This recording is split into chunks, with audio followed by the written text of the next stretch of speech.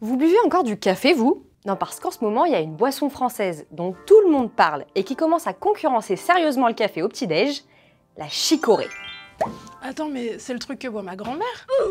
Dans le chicorée. Goûte-au avant d'en dire du mal.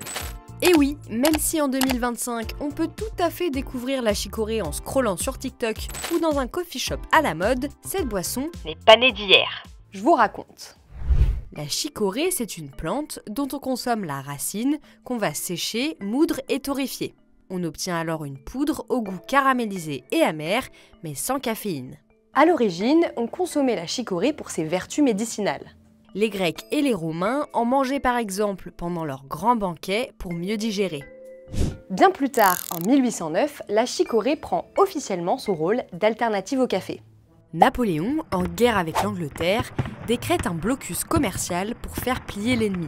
Le café qui vient des colonies anglaises manque en France et on va le remplacer par notre chicorée nationale. Là, l'industrie de la chicorée explose, surtout dans le nord du pays où se trouvent 99% des plantations.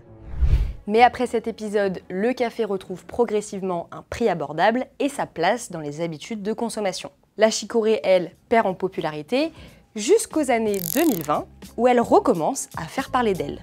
Avec son empreinte carbone moins élevée que celle du café et sans excitant, la chicorée plaît aux consommateurs qui aiment son goût de noisette amer et caramélisé. Sur le marché, on voit fleurir plein de nouvelles marques qui rejoignent les piliers du secteur et plusieurs agriculteurs se remettent même à en planter, preuve que la chicorée n'a pas dit son dernier mot. Bon, vous parlez de tout ça, ça m'a donné envie de goûter. Alors, il faut mettre 2 cuillères à café de poudre, dilué dans de l'eau chaude ou du lait. Santé!